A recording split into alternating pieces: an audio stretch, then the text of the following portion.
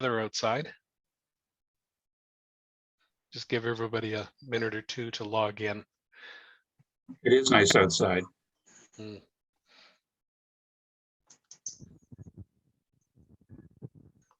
Supposed to be even nicer tomorrow. As long as we don't get rid of the snow too fast. So Jeff, just expecting 2 more, Cindy and Eli. The others have given regrets. Okay.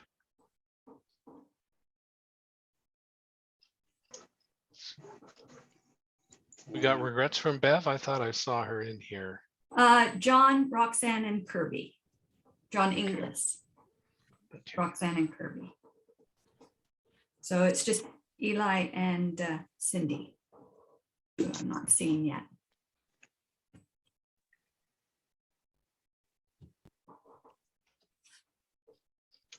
And Bev. I thought I saw Beth. I thought I did too, but I'm not seeing her now. Okay, yeah, you're right. There she is. Right.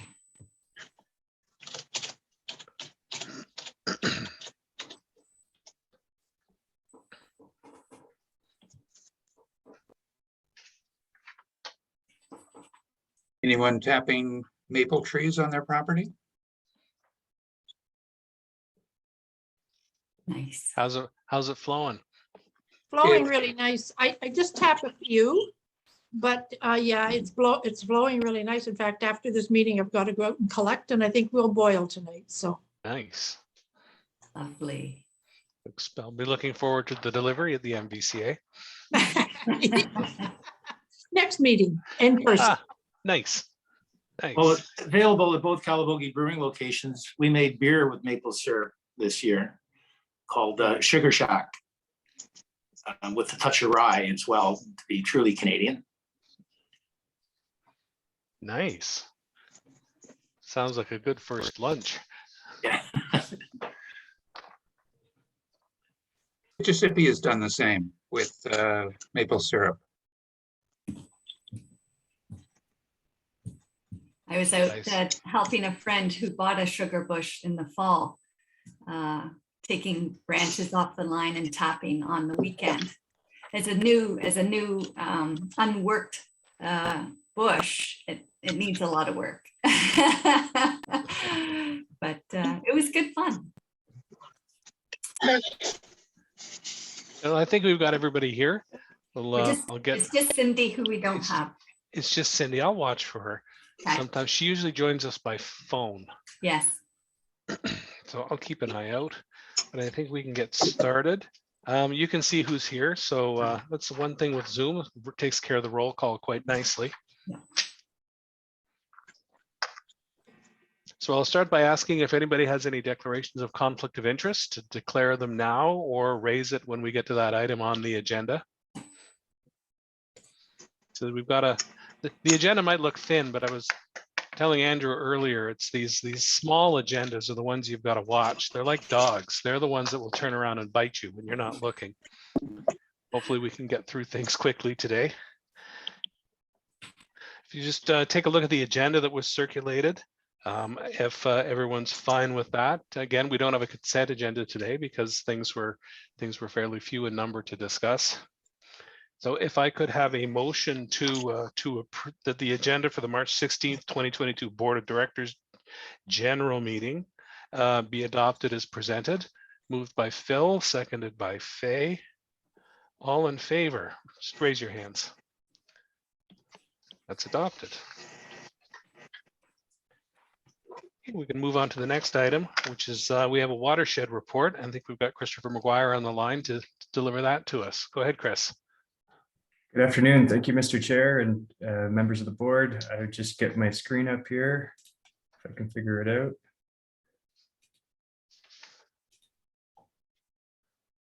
Great. So is that up there now for everybody? Yes, it is. Excellent. So yeah, thank you for having me for this update today. We'll get right into it. A big thanks just to give some credit before I do get started. We had two of our operations team, Rob King and Joe Arbor, out operating Crouch Lake Dam on Monday.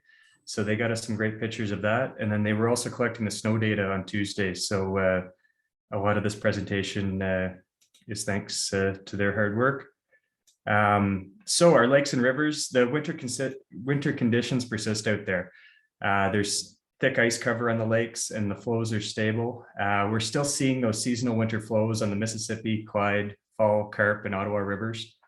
And we haven't begun to operate our dams on the upper Mississippi yet. Ideally, we'd like to wait until the ice is off the lakes before we start putting logs in and start filling them up for summer. But unfortunately, this isn't always possible because the less dense snow often melts before the ice starts to break up.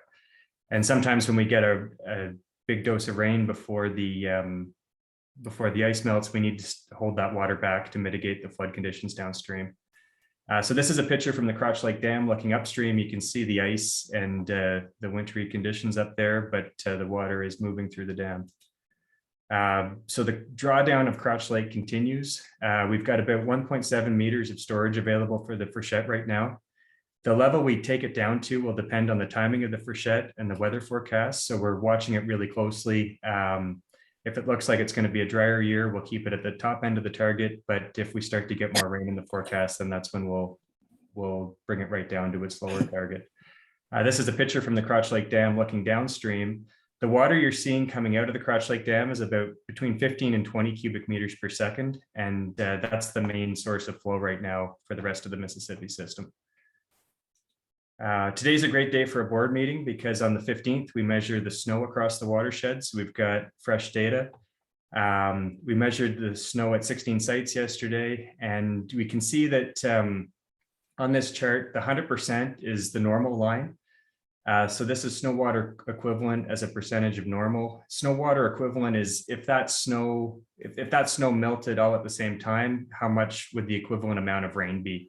So it's measured in millimeters. Sorry. So the 100% is normal in our line here, and we can see most of our sites are above normal right now. Despite there being higher than average snow water equivalent, there's several factors that are mitigating the risk of the current snow conditions right now. This is a picture from the gabion baskets at the Crotch Lake Dam. You can see lots of snow cover. And the warm, breezy weather we're expecting this week is going to create the ideal conditions for sublimation. So if we remember sublimation from last year, it's when the snow goes right from a solid to a gas and we lose that moisture to the atmosphere. Another thing is the cool nights slow down the melting rate of the snow. So, we get the nice warm temperatures in the day and it melts, but then it slows down at night and creates that nice moderate melt. And finally, the snow conditions aren't yet saturated out there. So there's still a lot of voids and gaps between the snow crystals that can store water. And for that reason, we're expecting the snow to absorb much of the rain that might fall over the next 5 days. So we'll do a quick look at the long range forecast here. We've got Jerry Shields from the Ministry of Natural Resources Weather Office does these monthly updates for us. We can see from the April temperature forecast that the blue represents cooler than normal conditions for the month of April. And the years underneath the map show matching years in the past that have similar conditions to this year. So 1971, 76, and 2011 are matching years, and those are fairly good years because we don't seem to have any events associated with them. They're fairly normal. We expect these cooler temperatures to start as early as next week once this warm phase goes through. And similar for the precipitation, you can see that green dot in the corner of the map here is pretty close to our watershed. So they're expecting between 10 to 20 millimeters less than we'd usually get in April for this year. So that's also good for an average to lower to average peak. But although these charts appear favorable for average spring peak, long range forecasts are based on the global trends, and they don't provide that accurate or precise prediction for flood forecasting and warning. This is because they average the values out over a 30-day period. So for example, even if April had 10 to 20 millimeters less precipitation than average this year, if that precipitation all falls within 3 days, we're still going to have a risk of significant flooding as we get that water through the system. Accurate weather reports will give us 24 to 72 hours of forecasting before an event. So in conclusion, when we take a look at the spring outlook, no flooding is expected at this time. And good maple syrup weather is also good freshet weather. So this is a picture from my family's farm on the weekend. The sap's flowing. We've got the warm days and the cool nights. And with that, we get a nice slow melt. So we're hoping to see that weather continue. The reservoir lakes are going to be operated conservatively to balance that risk of reducing shoreline damage while catching the runoff so we can reach our summer targets.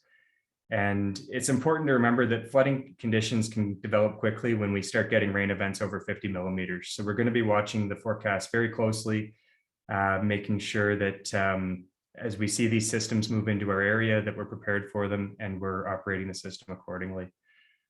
So just in summary, the current conditions are seasonal and forecasted temperatures are favorable for a slow controlled melt.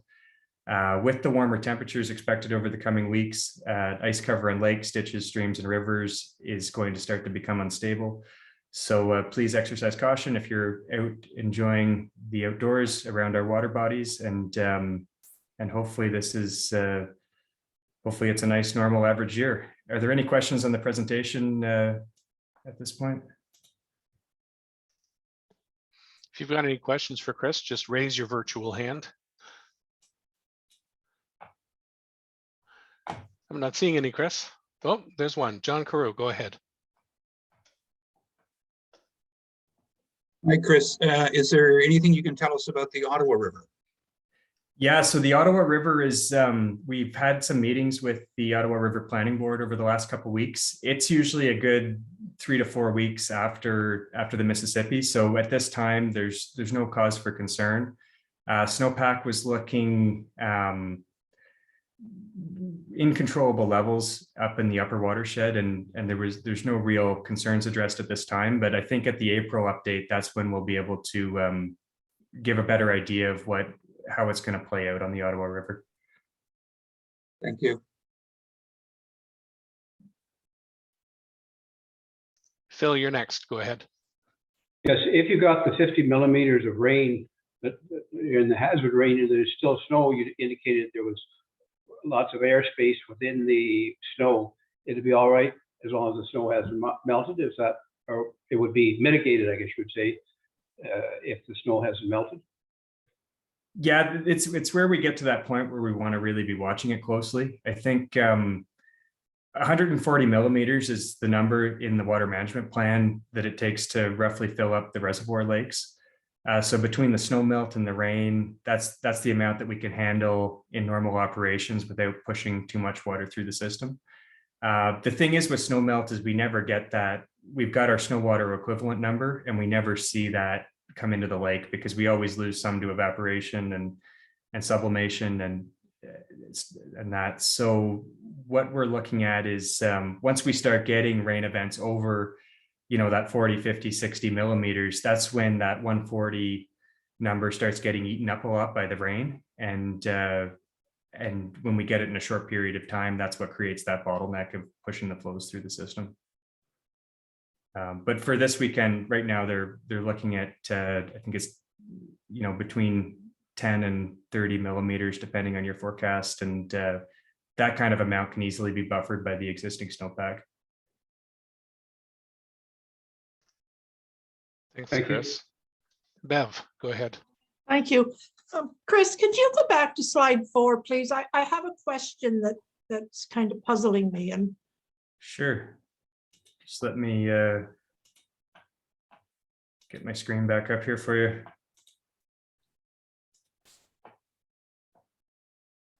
so I hope I can explain this. When you talk about 100%, is that like the normal, like, I guess I'm a little bit confused. You're saying like there's one there that's at 23.2%. Does that mean that's above the normal for this time of year or just the normal period? Yeah, so 100% is normal. So that's the 0 in this axis. All of these ones are above normal. So it is 232% of normal. Stittsville is slightly below normal at 44%. But it all depends on how this snow releases. And because we measure it every 2 weeks, it really depends what the weather's looking like in the 2 weeks between now and the next treating. So if we had a big dump of rain coming and it looked like all of this was going to get released at the same time as the rain, then that would be very concerning. But because we have relatively dry forecasts right now and slow melting conditions, it's likely that these numbers will be closer to normal by the April 1st. But we got to be conscious of it, right? It's definitely a risk to have the values above normal like this. Thank you so much.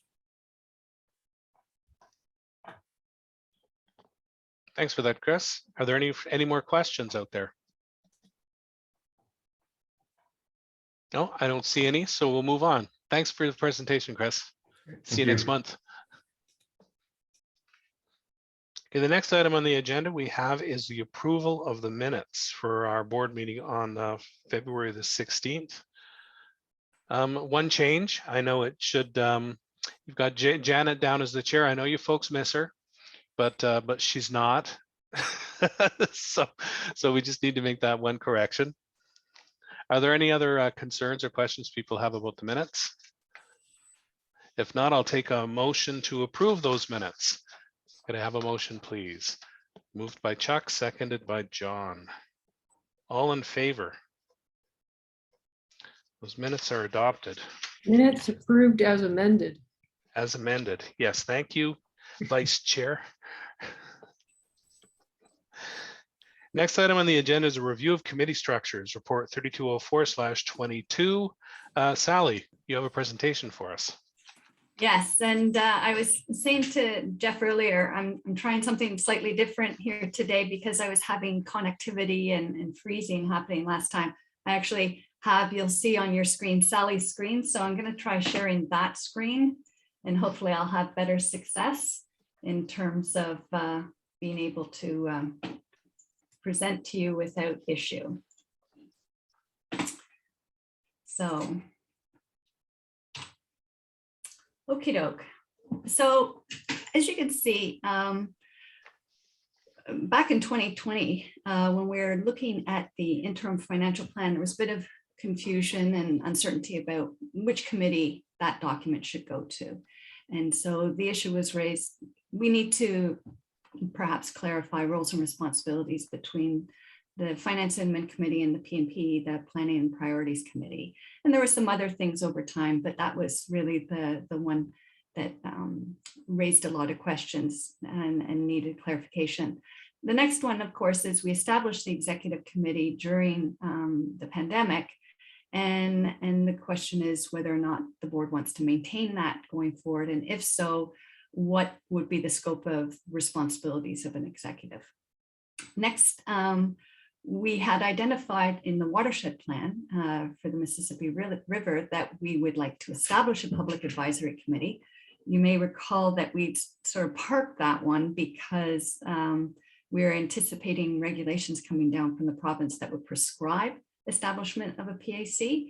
And so we hadn't moved forward on that. But now we have received the regulations and in fact, they don't make it prescriptive. So the board needs to decide what it wants to do in terms of an advisory committee going forward. So what we did was we contacted, several CAs across Eastern Ontario and in the greater GTA and elsewhere in the province. And we looked at their committees and we broke it down into the three kind of standard committee types. There's standing committees of the board, there's ad hoc committees and public advisory committees. And what we found is that board size definitely influences committee use. If a board has relatively few members, and I'm going to say 10 or less, they tend not to have committees. They just have items go directly to the board. But particularly with the larger boards, and there isn't necessarily a correlation between the size of the board and the size of the CA. It's a function, of course, of how many municipalities you have and how many representatives they're entitled to under the legislation. So, the biggest one, of course, is the city of, the TRCA, Toronto Region Conservation Authority, which has upwards of almost 30 members, and they absolutely had an executive committee and other committees that they made use of. Where we saw executive committees, they were definitely had very scoped powers. So, you know, it was largely confined to the things I'll be showing and describing to you on the next slide. Other standing committees, it was a real host of different kinds of committees that boards had, largely not necessarily even meeting. So they had them, but were maybe meeting once a year because they were so focused in mandate that that was the only real cause for them to meet.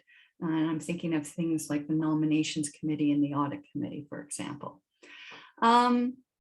Ad hoc committees absolutely are very, you know, popular and established by a variety of CAs, largely project focused, and our own board established one for the building of our headquarters, for example. So they have a short life and a very scope mandate. And but overall, our observation from the various investigations we made was that while committees are common amongst many municipalities, they're less common amongst conservation authorities. So when we look at what we have here at MVCA today, we have the Finance Admin Committee. And when I say typically, I mean more historically than necessarily in the past 2 to 3 years, because I think the past 3 years that I've been here have been exceptional for a whole lot of reasons outside the control of the CA, having to do with the regulatory changes, the flood, et cetera. So, but typically the Finance and Admin Committee would meet 2 to 3 times a year, mainly related to the budget or major kind of policy matters of a finance nature. The Policy and Priority Committee might meet a little bit more, but actually, and that's more in recent times, but it does deal with enough, I'll say, controversial policy items over time that it tends to meet a bit more frequently than the Finance and Admin Committee. The Regulations Committee, it only met once last year, but it did meet more earlier on in the pandemic when, and while it met, it wasn't necessarily making a lot of decisions. It was more in terms of advising me and you know, providing support as we were dealing with the pandemic. The Milliken Tail Museum Advisory Committee typically meets 2 to 3 times per year, but again, it has not been meeting that frequently at all in the past couple of years during the pandemic. And then lastly, sorry, I said regulations. I was describing the executive committee when I described the regulations. The Regulations Committee is the committee that deals with appeals. When I say it meets only 1 to 2 times a year, that's based upon the number of times people appeal a decision of staff with respect to a permit application. So in the past 2 years, I think we've only had 1 per year. So moving on then, when we're looking at why committees are valuable and are helpful to an organization, they tend to have smaller agendas and therefore allow for greater discussion and debate of whatever the subject matter is.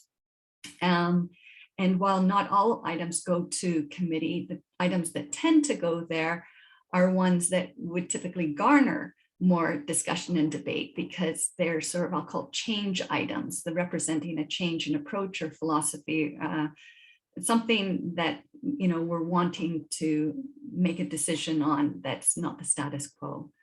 So they do allow for that discussion and consideration.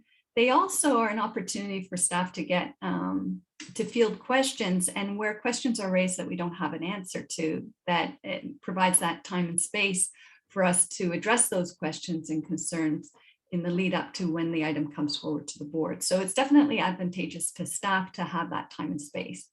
And then lastly, with having had those discussions at a committee level, the hope and desire is that those items can go more quickly through a board meeting. Since hopefully a lot of the issues raised have already been addressed by the time it reaches the board. The one drawback, of course, of committees is that it does require more of your time as board members and staff time in terms of preparation and et cetera, minutes, the whole administration of committees. So in terms of moving forward, overall, personally, I do appreciate having the two committees. I think that they've been particularly in addressing some key items. One that leaps to mind, of course, is the whole development of the watershed plan for the Mississippi River. The meetings with the Policy and Priorities Committee were, I think, invaluable, both in terms of staff understanding, where committees members and representing the larger board, where their head was at, so to speak. Also, in engaging board members in a level of detail that help board members to gain a better understanding and appreciation of some of the issues that we're dealing with at the staff level and how they may be managed in a cooperative manner between the CA and the municipalities, for example.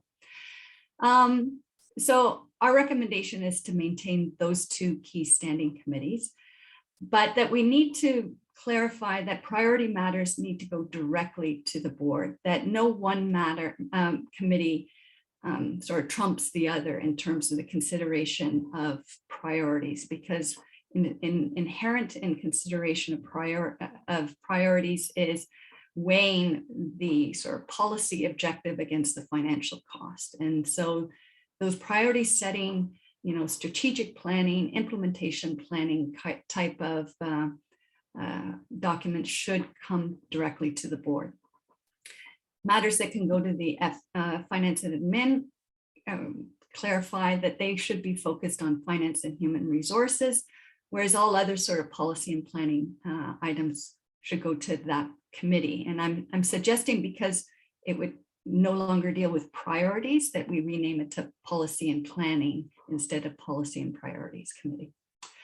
With respect to the executive committee, again, it's while it hasn't taken a lot of decisions over the past 2 years, it has been a helpful committee to have to engage in discussions on these matters. So for example, for me, to engage with the executive committee in discussing the legislative agenda, and so where items should go to which committee, but also timing, whether or not it needs to go to committee before going to the board, getting some guidance in that respect.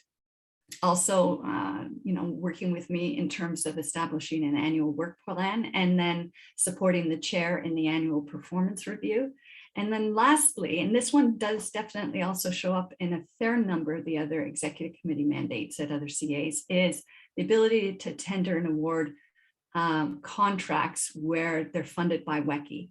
And I think the reason this is so critical is because, as we know, the WECI funding, we submitted our application, I think last week or the week before. We might not hear till the end of April or May, sometimes as late as June, whether or not we get the money.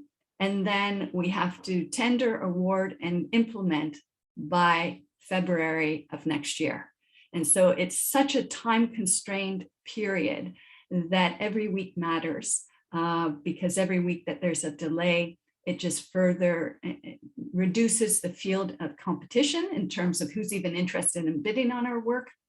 And the prices go up with every week that passes, because the field of competition is less. So the executive committee, I think if it's confined to those three key responsibilities, would be really helpful to the organization without usurping the powers of the board.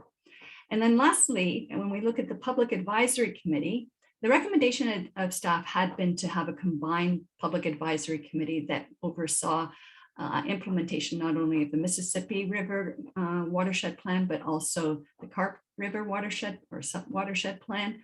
The discussion at the committee was that it was felt that the scope and issues of the two watersheds are so significantly different, and their geographic regions quite different, that really we should have one for each watershed. We're in a position today to implement a PAC for the Mississippi River one, but it was felt that since the Carp subwatershed plan is quite dated, and we're currently trying to work with the city to get them to make it a term of council priority for the next term of council, that maybe we should, notionally say we'd like to establish one, but put a hold on that till things evolve with the city. So I think that's my last slide on this, so I'll stop sharing. And happy to take any questions. Thanks, Sally. If you've got questions or comments, just raise your virtual hand. I have Eli followed by John. Go ahead, Eli. Thank you, Mr. Chair, and thank you, Sally, for your presentation. Sally, what are you trying to gain from this? Like, what are you looking for? So clarity in the terms of the roles and responsibilities of the committees going forward, first and foremost, just so that there's not uncertainty about what goes to what committee. I think I'm also looking to maintain some form of executive committee going forward, and then get direction to establish a PAC for the implementation of the Mississippi River watershed plan. Those would be the three objectives. Okay, so we all see the benefit of the executive committee. I mean, most places do have that executive committee, whether made up of the GM, the treasurer, the chair, vice chair. We've seen it. That's a great model. We understand it. But when you talk about the public advisory, like, what's the expectation? What's the mandate going to be for that group? So for the PAC, there's two things. One, in helping to provide input to what should the next year or the next 5 years priorities be. So when we look at the implementation plan that we'll be talking about next, we would be working with the PAC each year to provide feedback to staff and then from us to you on where they think we should be focusing that year and as needed to adjust the 5-year plan. Secondly, once the board has determined what its priorities are for that next fiscal year, to work with staff to help in the implementation. So at the front end, it's advising on where they think we should focus, and on the back end, it's actually helping us to implement what the board decides. I can follow up, and I don't want to create a huge debate about this, but in my humble opinion, the new board next term should be the one who establishes strategic and direction for the board for the next 4 years.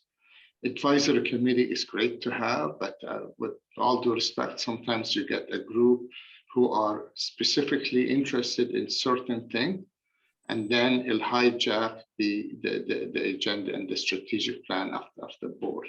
So I think the board should be the one driving the bus, driving the agenda with the new strategic plan at the beginning of the term.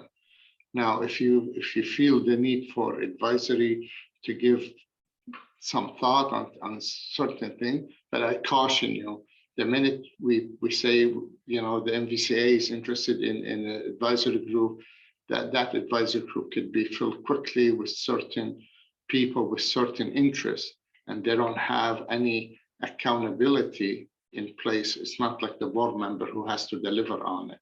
So I just have to put it out there. I've seen it happen before, and I've seen some board been hijacked by advisory committees.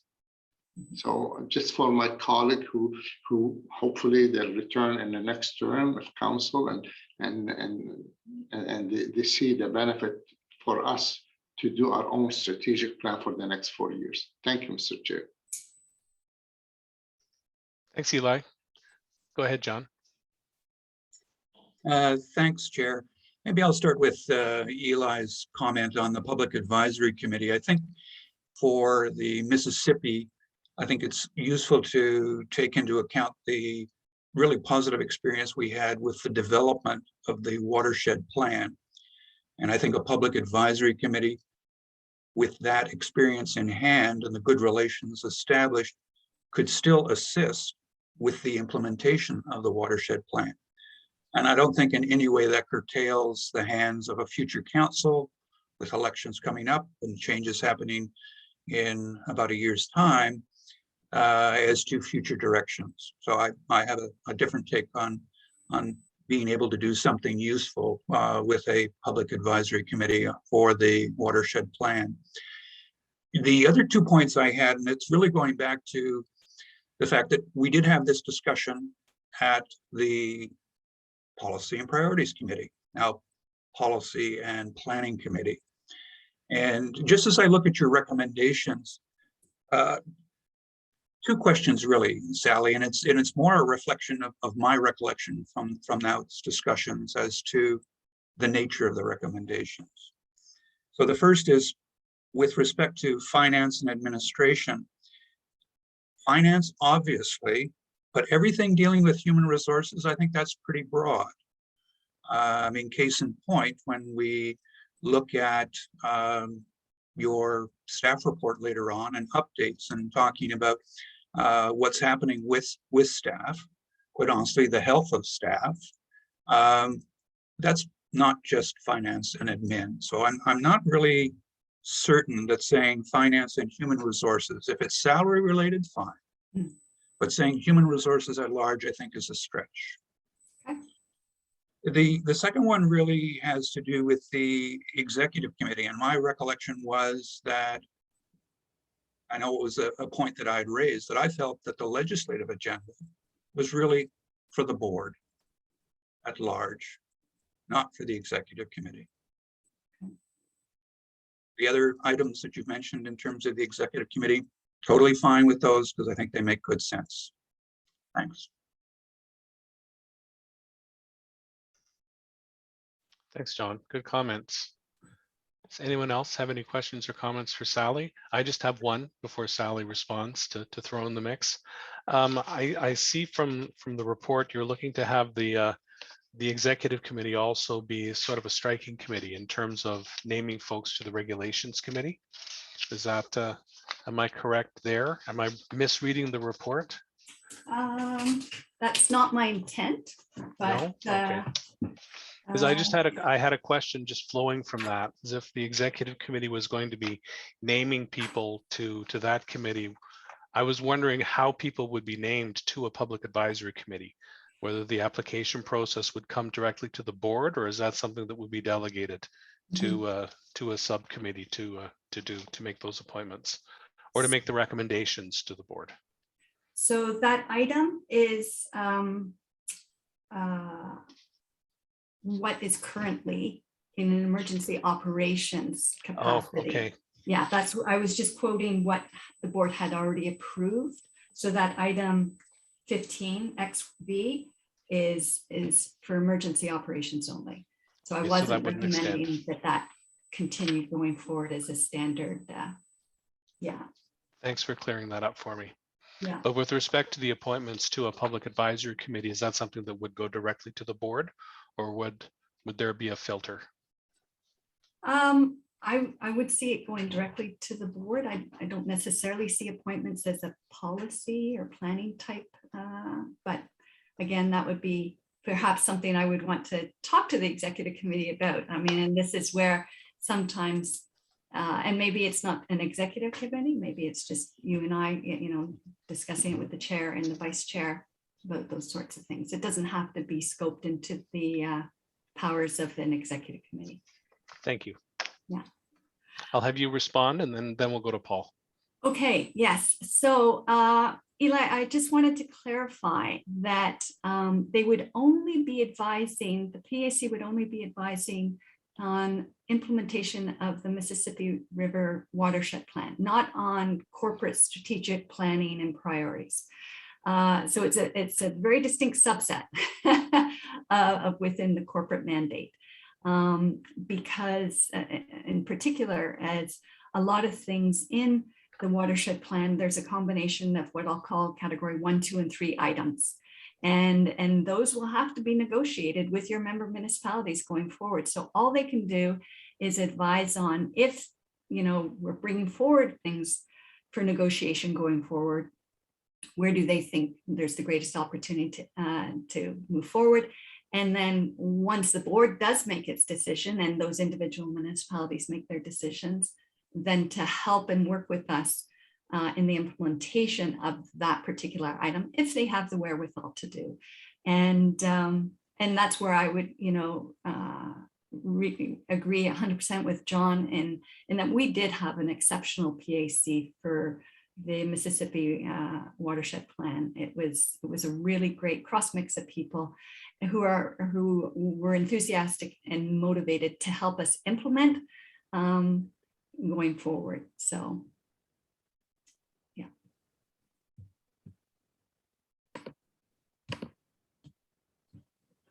I saw your hand up earlier, Paul. Are you still wanting to speak? Yeah, I was just wanting to sort of jump on what Eli had said, and I do worry about public advisory committees and the fact that we have elected officials that are responsible for the fiscal aspects and the policy aspects. And when you bring in a public advisory committee, sometimes they can run current to what the elected officials may have as the reality of the costs. So Sally has answered a bit with what it is a specified thing, but I worry that you need to get the right mix of people on there so that they don't end up being people that have a conflict with the local council. And this is another way of, for lack of better words, taking a stab at them. Thanks, Paul. Janet, go ahead. Yeah, just quickly, I want to take a point from something that John Carreau raised before the meeting, and that is that, and I've noticed this in the past, is that this report that we got in the agenda, it doesn't reflect the changes that we made in the policy and priorities or planning committee. And so when people who were not part of that meeting read this, they're not reading what we're actually recommending. And I have a real problem with that. I have a problem with it because I think the record of what we're actually approving is therefore incorrect. And I think, as I said, it's misleading to those who were not part of it. And I guess the third thing is it's confusing to me, who was part of the committee. When I read this, I'm going back to my notes going, well, why isn't this changing? Why isn't this changing? And so I think that when there is a report that has had changes from a committee, that it should reflect those changes in what is presented to the board. Thank you. Thank you, Janet. Sally, did you want to respond? Sure. So I'm going to sort of lean on my municipal experience here. And that is that when I worked at the City of Ottawa, the practice was that a staff report would be elevated from committee to council without amendment. Obviously, if the recommendation, the actual bolded, recommendation changed, that would be carried forward to council. But the staff report generally stayed in situ. And if a committee made recommendations in terms of direction to staff, if they were really significant, that would be included in an amended recommendation. But if they were given as direction to staff to address going forward, staff took that direction and amended the documents going forward as directed. So what that does, I think, is two things. One, it helps to, from a staff's perspective, maintain the integrity of their reports, which sometimes can be quite controversial, where there is a difference in opinion between a staff report and a council decision. And then secondly, it helps to mitigate complex amendments to recommendations on the floor where you need to then craft motions for approval. So I'm happy to make those changes going forward. I would probably do them in edit mode. It does add time to the process, but I fully understand and appreciate the concerns that you've raised.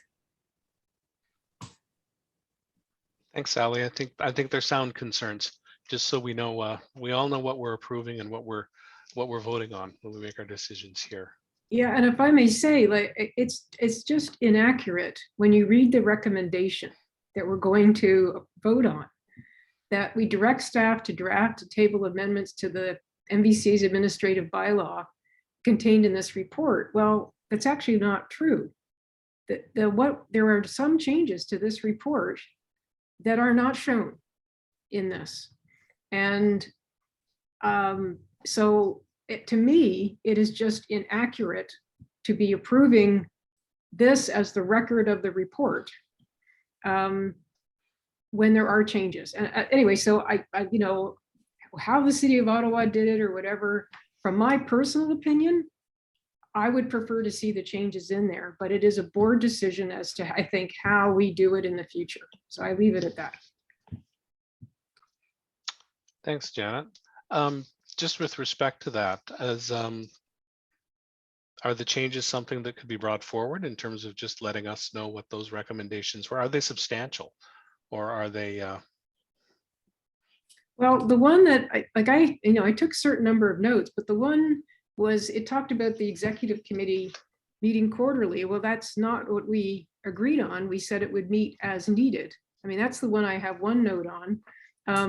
Then there were a few others on the, I had, what is it, Public Advisory Committee. Well, I can't even remember anymore, frankly. I remember when I reviewed this 2 days ago, I was going, well, that's not quite what I had down. So I wasn't ready to talk about what they all are. So sorry. Thanks. I think we can solve that with a little tweak to the motion when we go forward. John? Thanks, Chair. So as I mentioned earlier, I had said that the legislative agenda was an item more suited to the board at large. And I was of the opinion that that's what policy committee had decided was the right way forward. I think the other issue is that when it deals with public advisory committees, we had a pretty interesting discussion and a helpful discussion. And it particularly almost a conflict of interest, but not really.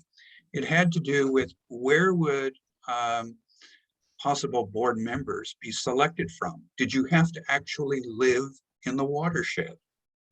And the point that was raised, and I was very pleased to hear it, was that it doesn't matter where you happen to live, it's what you're willing to contribute. And if you're a friend of the Conservation Authority and you're willing to make that kind of contribution, as I have, then you shouldn't be precluded from being able to serve as a board member in those other areas. And the final point is, I'm not somebody that's hung up on protocols per se. Effective communication, and I think, and I've raised this with Sally, and I said, let's wait and see how this discussion goes at the meeting today, and that we would compare notes again afterwards. I still strongly believe that it makes excellent sense to use revision mode in a staff report when it's retabled and a committee has made decisions and recommendations of its own. This has happened before. It's a little extra homework and investment, but I think far better communication. Thank you. Go ahead, Eli. You did caution us about the light agenda. Making policy on the fly, honestly, just like making sausages, it's not the greatest things to do. So I hear what Janet is saying. There's some concern, but is it possible for this item to come back in a future board meeting with more clarity and compare notice, and so we can all feel comfortable at what we are voting for? I do, John, I've been around long enough, many boards with many advisory group. Yes, if the advisory board or the advisory committee are focused on item specific, it's fine, but sometimes that could run away with the strategic planning of the board itself. So I don't want to debate it anymore. I'm just saying, for us to feel comfortable to the point where we're going to vote, I think it should come back in a future time where there's more clarity on it. Thank you, Eli. So are you moving to defer the report to the Yes, to our next meeting? Yes. Thank you. Do I have a seconder for that? Glenn Gower. Any discussion on that, on the motion to defer? Seeing no discussion on that. Phil, did you have a comment on the motion to defer, or is it the main motion? You're on mute, Phil. It was on another issue, not on the issue to defer. Okay, Well, we'll deal with the deferral motion, and you may have to wait a month to make your point. So Eli's moving that we just defer this to the next meeting, so we got some clarification for before we make our decision. All in favor of deferring this until the next meeting? Any opposed? Carried. So this item is deferred until the next meeting.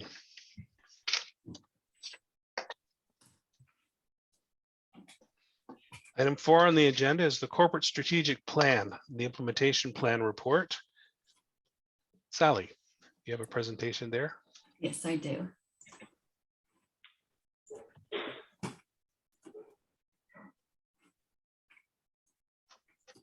I want to advance. There we go.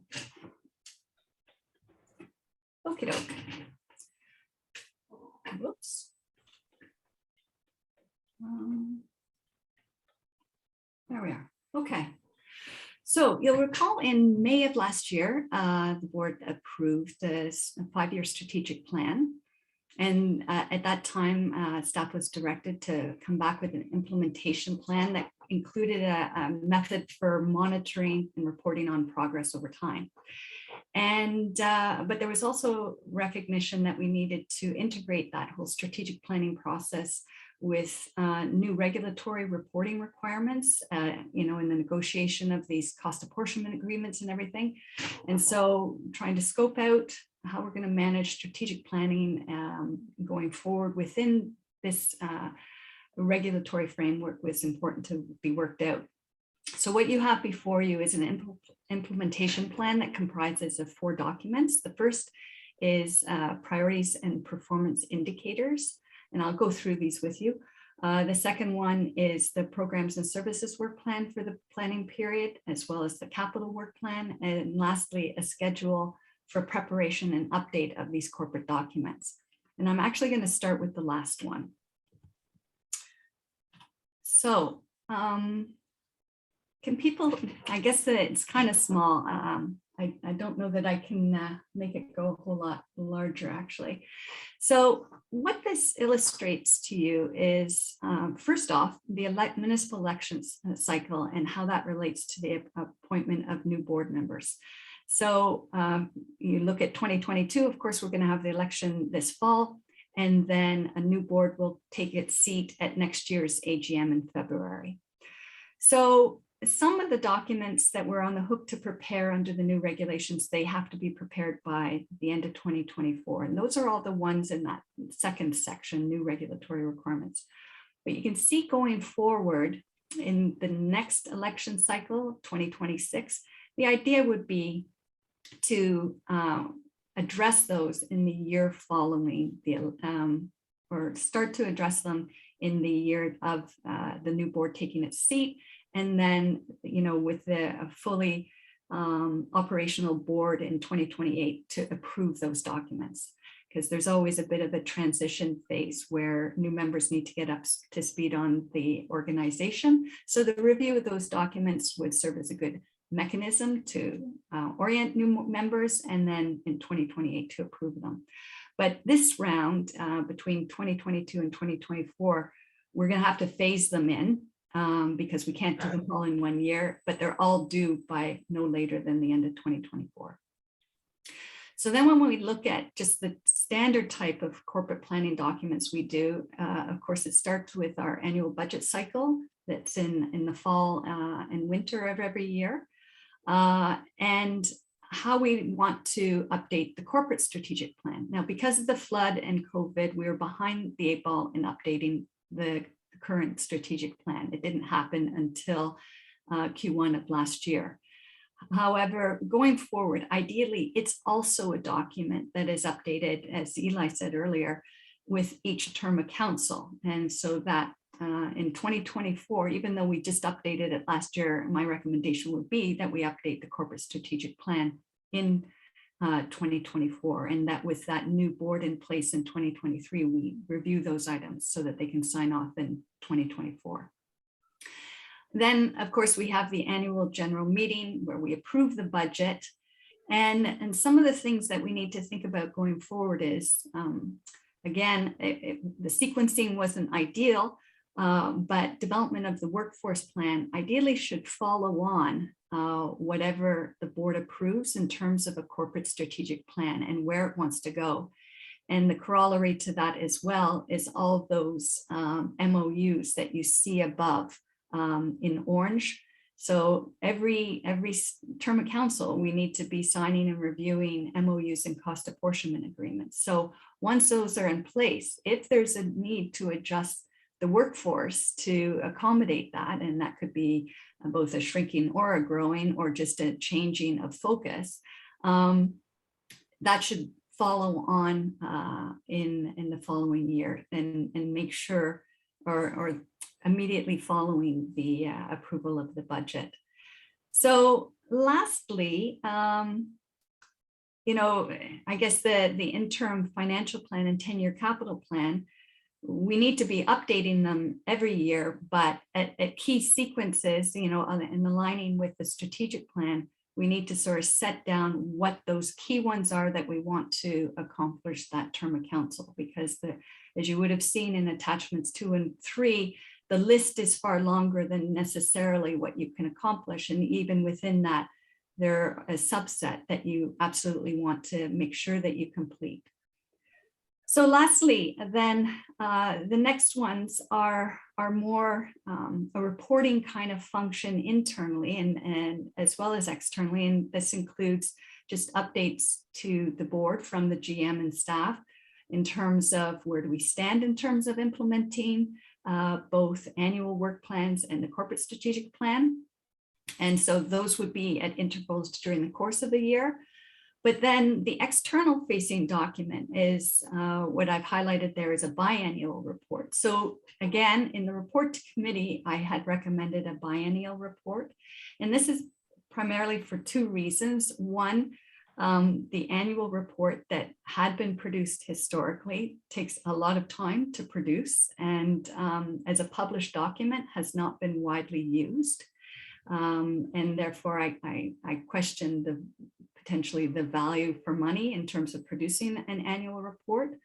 But the conversation that was had at committee was it needn't necessarily be a cumbersome, you know, graphically beautiful and published document, but it is important each year to capture those change elements and important milestones that may have been achieved or changes legislatively, et cetera, that the authority needed to deal with. So in light of that, the 2 annual reports that were circulated to you on Monday took that approach. And so part of the direction I would be looking from members today is if you're comfortable with a more simplified format that perhaps we just make available online rather than sending to print, that, you know, producing an annual report is very doable. But with the resources we have today, it was felt that production of that more historical type document wasn't necessarily a good use of limited resources. And then the last item on here is the watershed report card. This is actually an initiative of Conservation Ontario, and all the conservation authorities across Ontario publish at regular intervals. And so you can see how reporting out on the health of our jurisdiction from a watershed perspective, water quality and habitat occurs at regular intervals, and how that aligns to pretty much, you know, in the year following or of an election. So we're on the hook to produce one next year. And in fact, staff are already starting to compile the data from that last report onwards to be able to produce that report next year. So moving on, when you look at attachment 1, and I'm not going to call it up because it's a very complex spreadsheet, and I recognize that.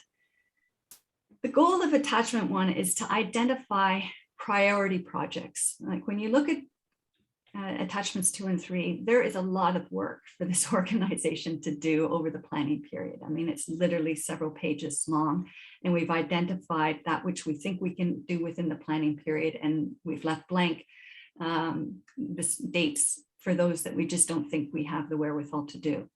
But within that, there is a subset of projects that help us make significant progress towards achievement of the corporate strategic goals and objectives.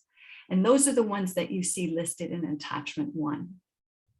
And when you look at this, there's a couple of columns there that I wanted to explain. The last column is called inputs.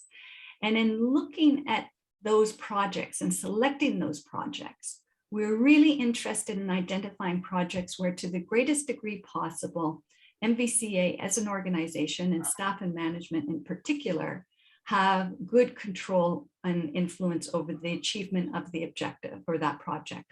Because to put in place projects that we have limited control or influence over is risky to use as a performance measure against our success as an organization. Ideally, performance indicators are reflective of our performance, not our ability to get money, for an example.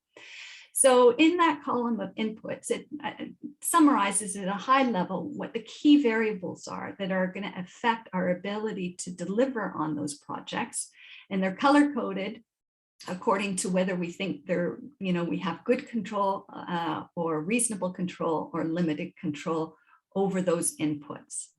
And so because of that, there are 3 items or projects in particular that we've highlighted in gray. They're projects 11, 21, and 24 that they're reasonable to have because of the objective, the goal and objective of the authority, but they may not be reasonable because of the level of control that staff and management have or the organization has over delivery of that. So for example, the update of the Carp River Subwatershed Plan is a City of Ottawa initiative. They're the ones that are going to lead and complete that.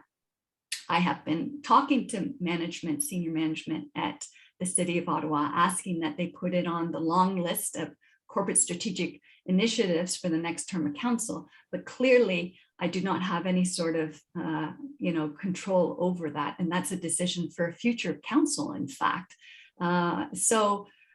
Putting that item associated with that goal and objective has risk embedded in it, but there is no other good proxy that staff came up with in terms of measuring success against that objective.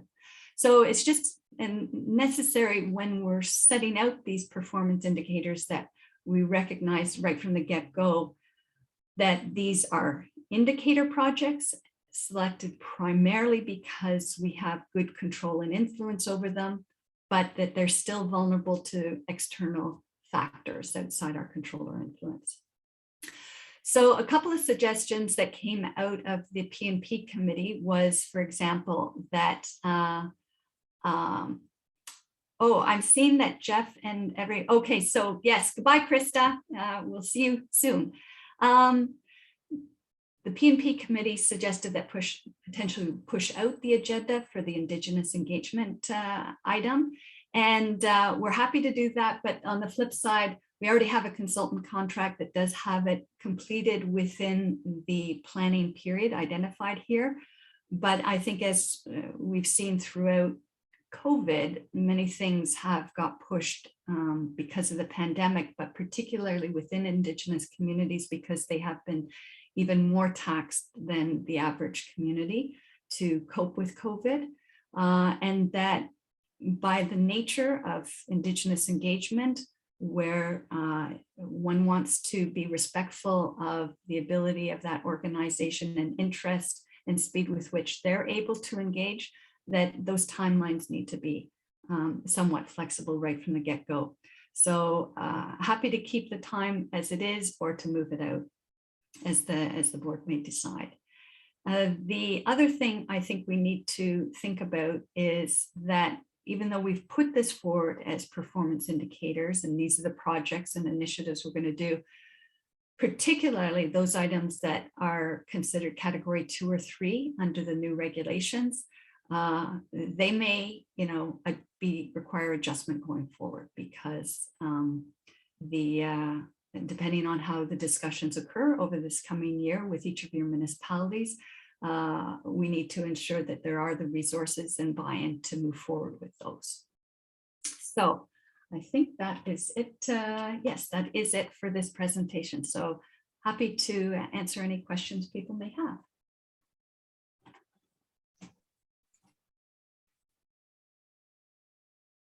And if you have any questions, just raise your virtual hands.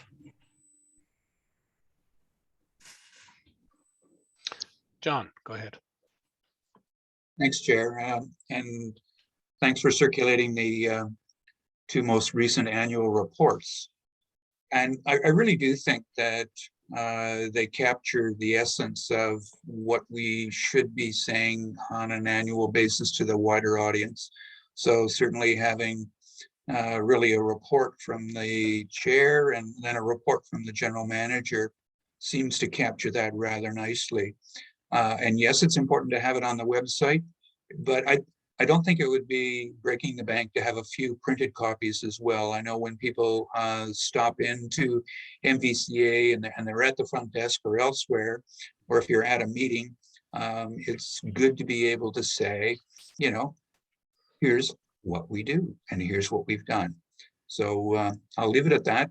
I know I had raised the point on the Indigenous consultations, and quite honestly, as you have said, Sally, what will be, will be. We'll see what happens. So I wouldn't try and micromanage that one.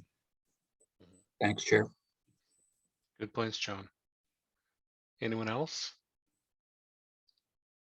Sally, just by way of advice for the annual reports, something that my organization does, my work organization does, is we produce simplified annual reports as well. But at the end of our election cycles, once every 3 years, when convention comes up, the annual report that comes out is a summary of the entire term.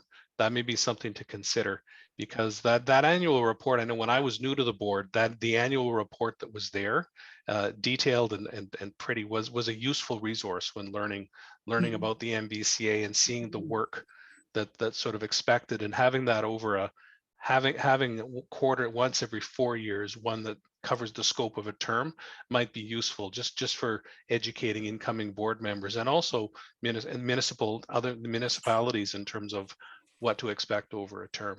Just a thought. Phil, go ahead. Yes, I think you can accomplish a good deal by having that just in the form of up on a website. Did I understand that was the commitment that we would do? And I also agree with John that there are a few people out there who just computers are not their thing to have, but just simply printing the documents from a office printer with colored pictures and so on can be done quite nicely, and you'll fulfill the obligation of looking after the 30% of the people who aren't into computers. So I agree. We should have a reasonable summary up on of the accomplishments that we've had during the year, so that people like Jeff coming to the board can see what we've done in the past, and I think we can be proud of those accomplishments. So we still need to produce one. We just don't need to print it. Is that what I understood the thrust of your comments were? Thank you. Go ahead, Sally. So it's both to simplify the whole graphic design layout, right? As well as just do very limited, as you said, Phil, office prints as opposed to sending them out for printing. So we would always have some on hand, absolutely. It's just we have boxes of unused annual reports from previous years, and that's what I'm trying to avoid. So the price of paper isn't going down. Any other questions or comments? We'll move on to the motion. The recommended motion, which I'm going to tweak a little bit, is resolved that the Board of Directors approve the draft implementation plan as set out in this report as presented. Can I have a mover for that, please? Moved by Eli, seconded by Bev. All in favor? I see all the hands up, so no one's opposed. That is carried. Thanks, folks. Next, we're moving on to what I'll consider good news. Item number 5, Kashawakmak structural findings. We have a report from Euro. Euro, the floor is yours. Thank you, Mr. Chair. Let me share my screen here real quickly. Can you see my screen? Yes, we can. All right, fantastic. Okay, so a quick recap. So the Kashawakmak Dam is located in the upper part of our watershed, as you can see on this map.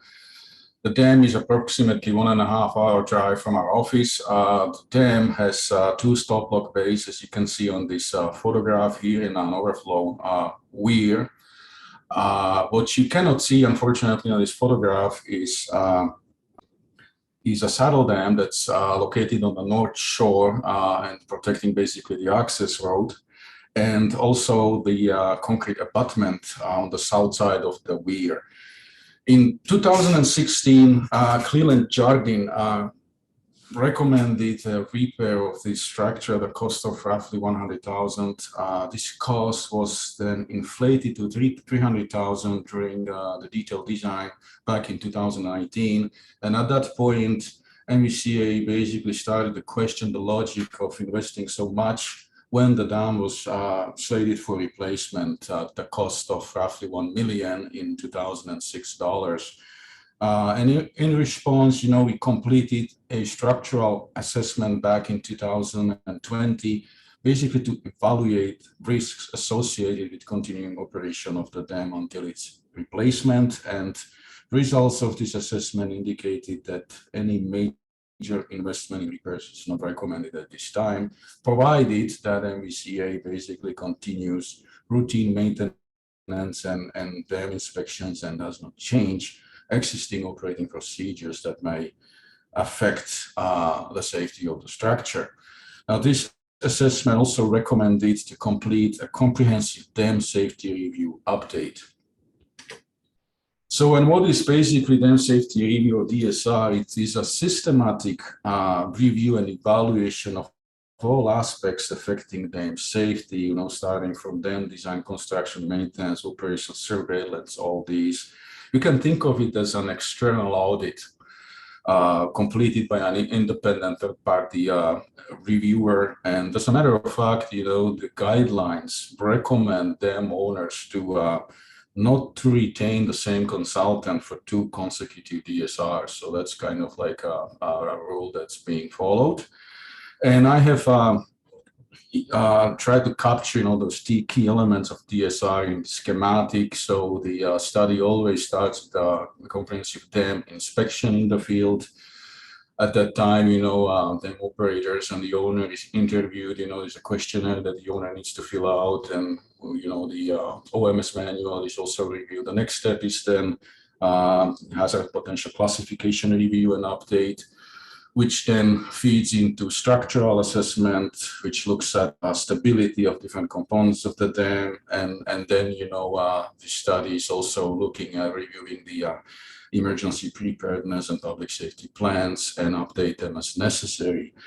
Now, the last DSR for CASH was completed back in 2006 by THRO, and since then we have new provincial and federal guidelines.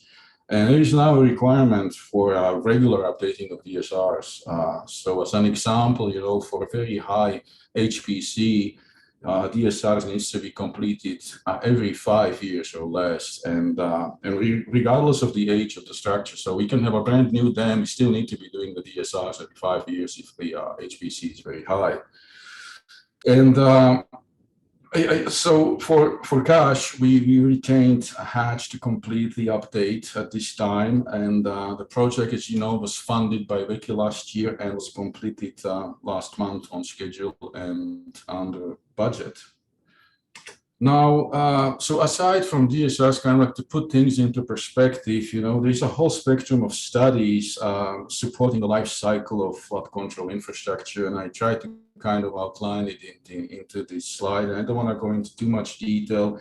Just wanted to say basically again, so the DSRs, the main objective is to identify deficiencies or issues, and this is why they need to be completed on a regular basis.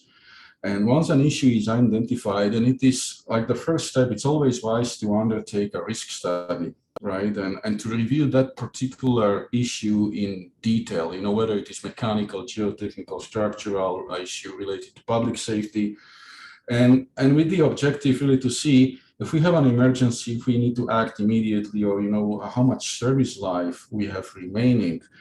And this can be a small deficiency, like a railing doesn't comply with the Ontario Building Code, and then we can basically move right into design, or it can be a substantial deficiency. And in that case, we typically proceed with a feasibility study, right? Where we look at, the financial capital plans, we do a cost benefit analysis, we develop some preliminary conceptual alternatives and the work plan and all that. And after, the feasibility study, basically we move into Class CA process, which again has a whole plethora of studies, and then we move into design, tendering, construction, and then we basically close the loop.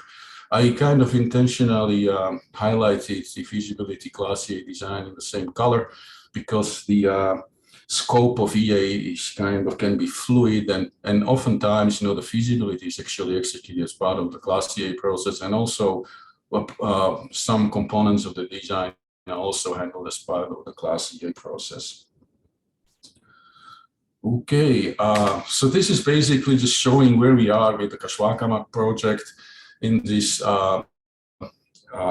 capital planning process, and also I added Shabomika for the information, and really, if this planning process is properly executed, ideally, we should find ourselves doing the right thing at the right time and for the right cost, right? And for instance, the cash risk assessment that we completed back in 2020 suggested that, the substantial capital investment in the repairs would have not been the right thing to do, and definitely not in the right time.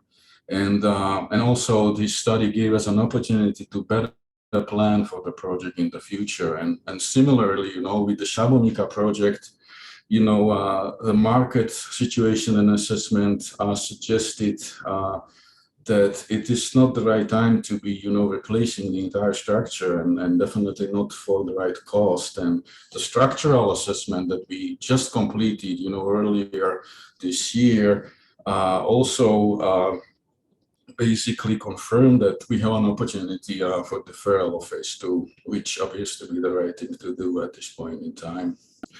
So back to the results of the dam safety review. I guess there are some bad news and good news, and it seems like the good news are compensating or balancing the bad news. I guess the most important finding of the study is that the hazard potential classification increased from current classification of low all the way to high. And we need to understand it has important design implications, because any replacement structure will now need to be designed for a much larger IDF that basically corresponds to the high classification. But the good news is at the same time, the higher HPC should position us better in provincial and federal funding applications. So I guess that's good news. Now, in terms of the HPC, then the bad news is that dam abutments in the saddle dam were found to have inadequate freeboard under flooding conditions for these HPC classifications. But as I said, there's some good news too. So the good news is that the structural stability assessment that was completed by Hatch confirmed that these structures are stable under overtopping conditions, which means that they will not erode or collapse when overtopping happens. So in other words, the overtopping is possible, but the structure should not fail.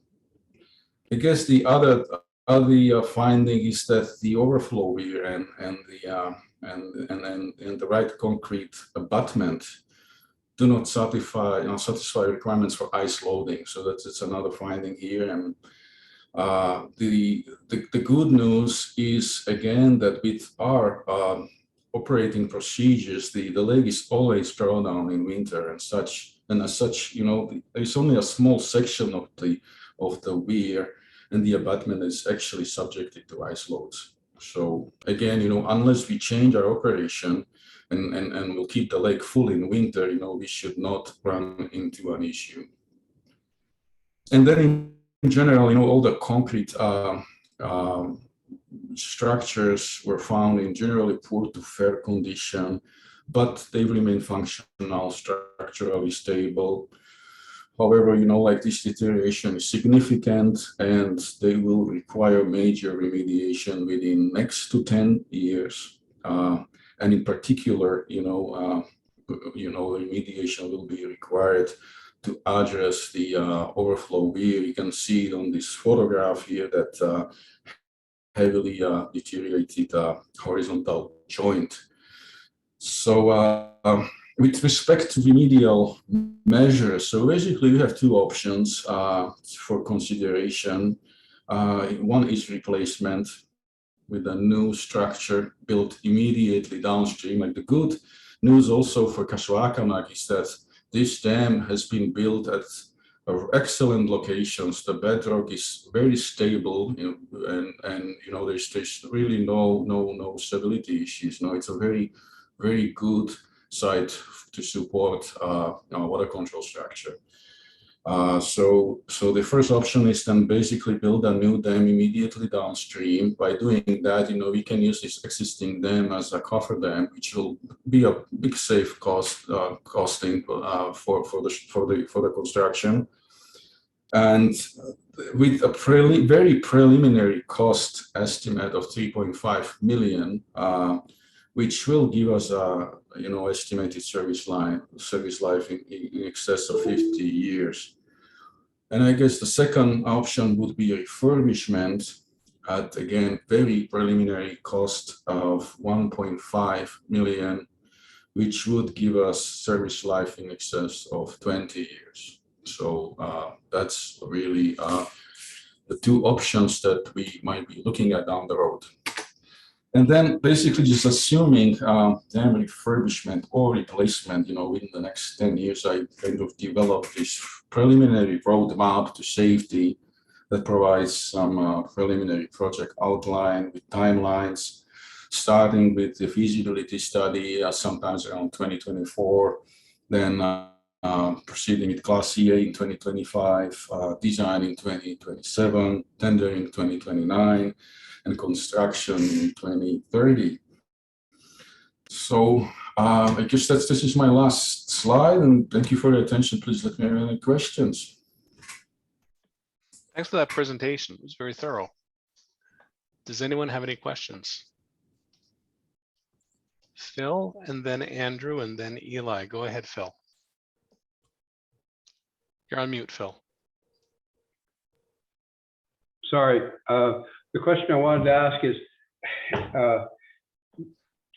in the cost, first, I'm really pleased that you saved us the money by not having to do that interim $96,000 repair a couple of years ago by saying it was adequate.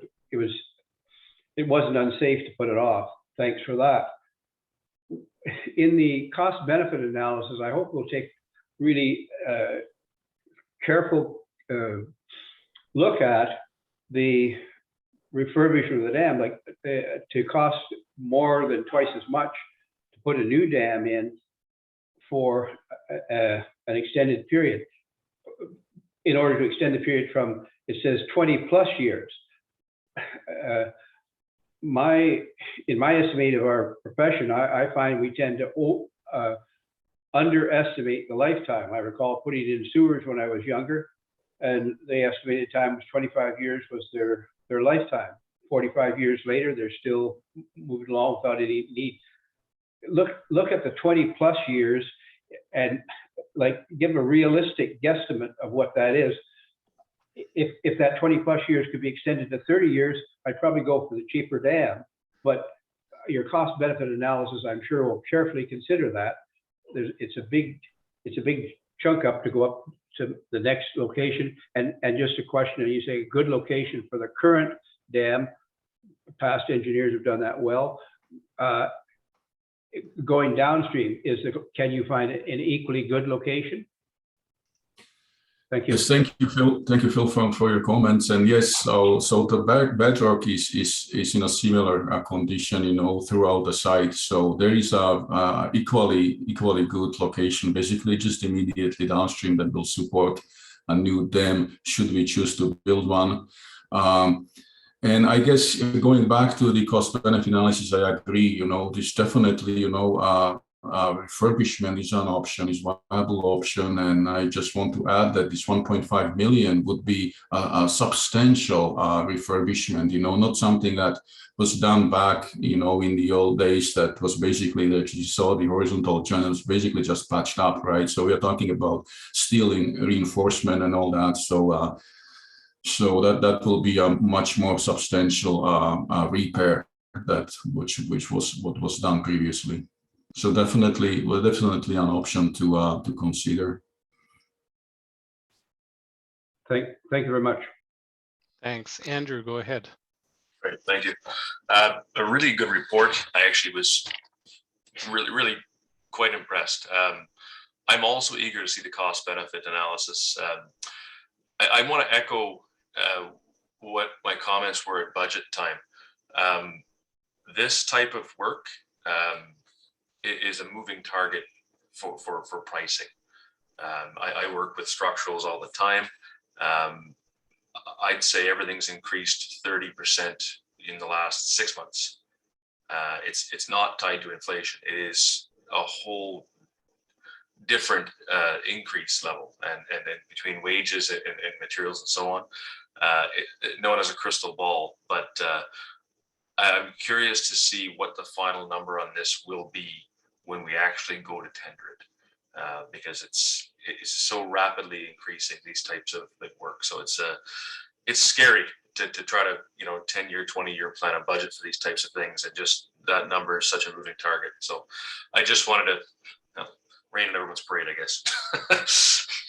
Yeah, no, thank you. It's a very good comment. And this the 3.5, that this is 2022 estimate, obviously, and at the time we go into tender in 2030, we will be looking at a very different number. I agree with that. And the other thing only that I can say is that this construction of a dam, and especially like the mechanics, the gates, it's a very niche market, and we saw it with Jablonka last year, right? So ideally, in the next 10-15 years, we will see some more experience and competition in this area that might also help to affect the pricing. But it's as you said, it's a guess, going forward. So I'm worried about seeing less specialists. That's it's hard enough to find them now. So, anyways, thanks for that. Thanks, Eli, and then John. Thank you, Mr. Chair. I know some of the question Phil mentioned, but I'd be interested in a best practice when we talk about refurbishing, repair versus rebuilding new. Because if the refurbish give you more than 20 years, let's see if it gives you 25, but rebuilding would give you a lot more than 50 as well, then 60 and 70 years. Is that fair to say?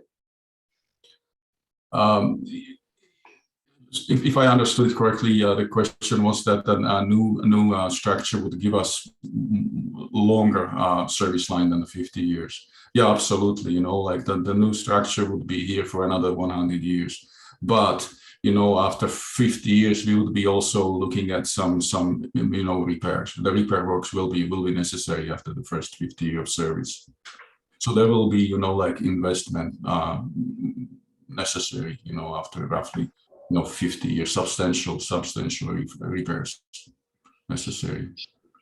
Just to avoid bringing the city to the mix, but the city somehow we adopted best practice is any replacement, it should at least last for the next 50 years as a football. But anyway, obviously funding availability play a major role here, but I just want to say it's a great report. Thank you. And thank you for giving option in it. That's really helpful. Thank you. Thank you. Thank you, Eli. Go ahead, John. Thanks, Chair. Euro, when it comes to the cost benefit analysis, one of the things that I would be very interested in is whether or not a new structure offers increased reservoir capacity. And I'm thinking climate change adaptation. So this is a very good point. Definitely, a new structure we will, regardless of what we do, we will need to build a bigger dam. And that's just going with the high hazard potential classification that will require, designing this dam for an IDF, which is like the current structure was built for a 100-year event. That's the design event that the cache was built for. The new structure for the high class will need to be designed for an event that stands 1/3 between the 1000 event to a PMF, probable maximum flood. So it's a much higher design event. So just to put it in the perspective, I think the 100-year IDF is roughly around 100 CMS. The new IDF would be in a ballpark of 500 CMS. So that will require a much bigger dam to accommodate the IDF. But at the same time, if we proceed with a major refurbishment, especially the overflow will need to be also refurbished to accommodate the requirement for a larger freeboard and all that. So if we proceed with major refurbishment, we would still need to be accommodating this requirement for the increase in IDF. So, and there is, just to address your question, there is definitely an opportunity to look at, with a bigger picture, to maybe reassess our watershed plan, and this structure might accommodate potentially larger storage. Thanks, Euro. Thank you. I don't see any other questions. Thanks for the report. Thank you. Okay, moving down the agenda, we have next the Carp River Conservation Area Master Plan background report. And Sally's sharing her screen. Go ahead, Sally. Great. Okay, I just have one slide on this because we were able to get a bit of an update from the city. So the document you have before you is the background report that we prepared. And it encapsulates, the history, constraints, opportunities for the site, and sets the stage for public engagement on what we want to do with that site going forward. And one of the key things about this site is that the land is owned by the city, it's managed by the city, and we have an agreement that allows us to make use of it for conservation purposes and education and outreach. So having a document that both organizations have as a management plan going forward is really important, both in terms of our own coordination for who does what on the sites and how the site will be developed, as well as engaging the surrounding public to understand what they want from the site and how those wants and needs may be able to be addressed. So that document that you have was shared with the cities several weeks ago now, as well as with the Carp Living Classroom group that has been working with the CA since the inception of the conservation area, basically on how that site might be developed going forward for educational purposes. And initially, the challenge we ran into at the city was nobody quite knew who owned that site from the city's perspective, trying to find which department and which group within which department had ownership of it. So the good news is they've since determined that. And so we found a home of who's going to work with us on this. And so then the next question became, what involvement did the city want to have in this project going forward? We wanted it to be in a collaborative project. And we observed that corporate policy at the City of Ottawa provides for the development of management plans for natural areas like the Carp River Conservation Area. And so long story short, in the intervening time since the planning policy meeting, I've subsequently talked again to the City of Ottawa, and it appears that they are A, very interested in moving forward with a joint management plan with us. B, they're going to be able to provide some funding towards completion of that, because both ourselves and the Natural Systems Group are fairly resource short these days. And so it was agreed that the city can help fund retention of a consultant to help move this forward, to make sure it meets not just the Conservation Authority's needs, but also the city's requirements for a management plan. And the only thing we're really trying to figure out at this point is what the scope of that project would look like, and therefore the dollar requirement, as well as the city itself has its own engagement, public engagement group, and whether or not they would lead it or whether the consultant would lead that work. So it's actually a very happy event. I'm hoping to nail this down shortly. The city's intent at this point is that MVCA will continue to project manage this initiative, but that they would fund it, and that we would liaise with the consultant, but obviously the terms of reference and the involvement of the city staff in approving the terms of reference and any public engagement would be throughout the project. So so that's all I have to say on the background report. I'm happy to answer any questions about the report or next steps. Thanks, Sally. Yeah. Janet, your hand's up. What a surprise. So I just wanted to say that is excellent news, Sally. So I'm very happy to hear that. And I just wanted to confirm what you alluded to on the side. It sounds like Natural Systems will have the lead, not Yes, the Parks and Rec. Yeah, because it's not a park within the park planning system. I'm thrilled with that. I just wanted to confirm. Thank you very much. And good, excellent work. Thank you. Thanks, Janet. Go ahead, Phil.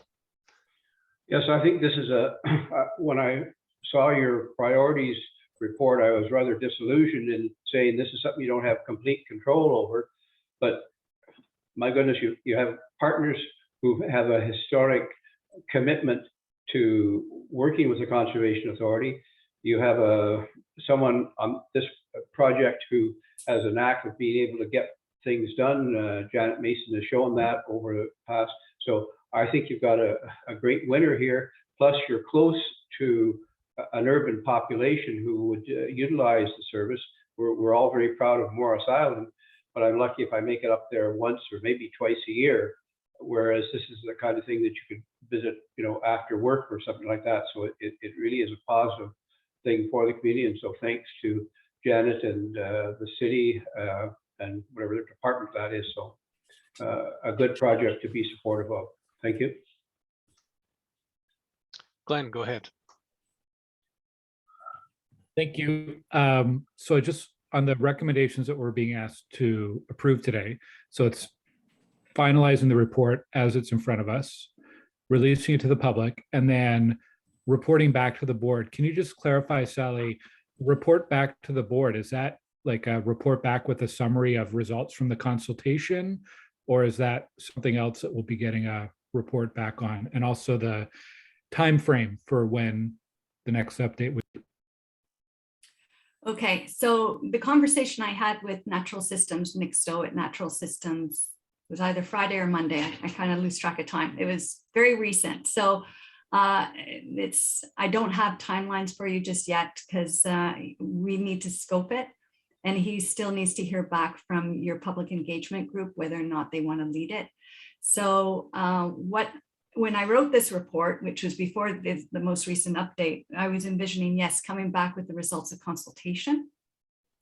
But project's taken a bit of a turn.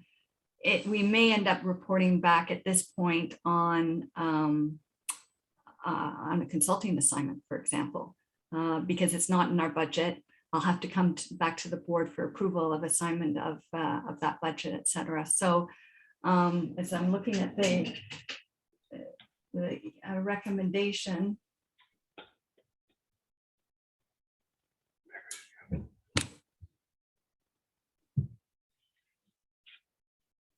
I think it still stands. It's generic enough a recommendation that I think, as I work through the details with Nick Stowe on the next steps, I will report back to the board with what those next steps are. And so I'll make sure that that's addressed going forward. Okay, thanks. That's what I was looking for clarification. Thanks, Sally. Okay, thanks. Anyone else? Thank you, Glenn. That was a question that was popping up in my head as well. So now that the recommendation remains relevant, could I ask someone to move, resolve that the board approve finalization of the background report in partnership with the City of Ottawa and release to the public as part of a coordinated public engagement process, and a report back to the board with details. I see I Janet recommend saying- I recommend Janet to move. I've already written her easy. name down in the moved by. I was I'll just second. expecting her to jump. Seconded by Eli. All in favor of the recommendation, please raise your hands. Carried. Great. And we're clocking along with time. Item number 7, COVID return to work update report. Is this something we can receive just as information, or do we need a verbal report from you, Sally? I just quickly. wanted to add one thing, and that is, so in addition to addressing, phased reintegration of people back into the workplace and what that workplace looks like going forward outside of a pandemic, we are also having to relook at the policies that the board had approved previously in terms of, mandatory vaccination, mandatory testing, mandatory screening, not just as it pertains to staff, but visitors to our sites. Our intent at the management team level is more or less at this point to try to align ourselves with the direction of the province, unless we heard strongly from the board otherwise.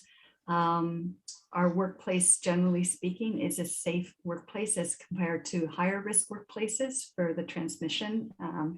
But we are also sensitive that some people in the workplace are concerned. So my intent is to roll back the requirements for to align with what the province is indicating. So I am interested if there's any feedback to the contrary on that you let me know that. Faye and then John. So the office is still closed. When do you plan on opening the office to the public?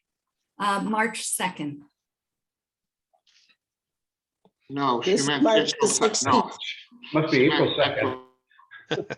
Well, so the phasing that we have is that we're bringing people into the workplace in March. They're 2 days a week. By the end of April, everybody will be back on a regular schedule, but we're looking at probably 3 days a week.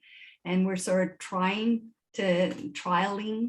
this to find what that right mix of people in the office is, such that we feel comfortable opening the doors and making sure the right people are there to address people coming through the door. So yes, it's a 1 month delay before we open the doors. Okay, John, go ahead. Thanks, Chair. Sally, could you give us a little more in-depth assessment as to the hybrid work model and how, if at all, that will continue? So I've been watching and reading on this literally for 18 months, because once we all got through that initial sort of, how are we going to do this? And people got into, I'll call it a groove. Many people found it advantageous to work from home, at least a certain percentage of the time. And as well, when you look at competition for employees moving forward, to the degree that we're, as an employer, able to provide some flexibility and work-life balance, it's desirable. So, and certainly the survey I conducted last year of staff indicated that almost everybody universally who has the ability to work from home wants to be able to continue to in some shape or form post-pandemic. So as I said, the month of March, we've required everybody universally who can work in the office to be in the office at least 2 days a week. With a goal ultimately with 3 days a week next month. And we just want to trial it. We want to see what works, what doesn't work, because it's both in terms of people being able to meet with their supervisors, people to meet with colleagues, and people to meet across departments, as well as then people available for the public. So I call this sort of a trial period where, no promises made, but we want to see, with a doors open kind of environment and people back in the workplace, what can we manage from everybody's perspective. Working from home is advantageous for certain things. It's not advantageous for everything. We, even in the short amount of time that people have been coming back into the office the past couple of weeks, it's been wonderful. It's just been wonderful being able to engage with people face to face and in a handful of people in a room. You know, it can be just so much more effective. But we also hear, and I would echo this myself, that for some things, working at home, you can be very focused in a manner that not necessarily the workplace provides for. So I don't have a work plan for you, John, that I could say, here's what we're doing. It's an iterative approach. At the same time, myself and all the other CAGMs, we're very much looking to what legal counsel is saying on this. There's already case law on health and safety in the workplace, where the workplace is a person's home. There's also policy around who's supplying what to the home office. What requirements are there for employees to guarantee a safe workplace when the workplace is their home? And does it the entirety of their home, or is it just the office space? And what if that space is the kitchen? I mean, it's actually much more complex than any of us would ever want to imagine, which is why I'm taking a very iterative approach and listening and taking counsel from Hicks Morley, who are our HR legal counsel on this and are advising many organizations across the province on this. Sounds prudent. Thank you. Any other questions or comments on the report, concerns? No, that's good. We'll move on to the next item. Thanks, Sally. We have a relatively thick Section 28 permit activity report we received for information. Is there any highlights that need to be brought to our attention in the meeting, or can this just be received as information? That can be received as information. Thank you. Anybody have any questions about that? Nope. General manager update is the next item on the agenda. It's quick read. I think it's pretty straightforward. Does anybody have, Sally, do you have anything you need to highlight, or can we just see if anyone has any questions? Nothing to highlight. Okay. Any questions about the GM update? People want to get outside. Oh, John, go ahead. Thanks, Ellie. I was just interested as to whether there was any update with respect to an agricultural representative on the board. And No. No. We have heard nothing. We have Okay. not. Yeah, no, sorry. And one thing I can comment on is in some jurisdictions, there is no agricultural land. So we're still waiting to hear what the province intends to do in those jurisdictions. So, yeah. They have rooftop gardens in Scarborough. Come on. Yeah. I think actually it was more an issue for northern CAs. Yeah. Yeah. Hi, Faye. Go ahead. When I took it to my council and they found that they didn't have any voting rights, they just sit on the board. It's what there's a special name for that, ex officio. That some of them weren't interested. If they could come on the board and have a vote as an agricultural representative, yes, but if they can't vote, they said that I felt from the county, different ones, that it was going to be harder to get a representative. But So- that province of Ontario has set those regulations, so. To my recollection, Faye, and I'd have to go back to the regulation, the agricultural rep does have voting rights except on budget. That's to my recollection. So everything we've discussed here today, they could vote on. Yeah. They're just financially fallow. So no other questions. Our last motion is everyone's favorite. It's the motion to adjourn. Could I have a motion to adjourn, please? Chuck and Andrew, all in favor of adjourning this meeting? Raise your hands. Meeting is adjourned. Thanks, folks, for taking the time. And we'll see you next month. Bye-bye. Happy St. Patrick's Day, everyone. Yes. Oh, lunch.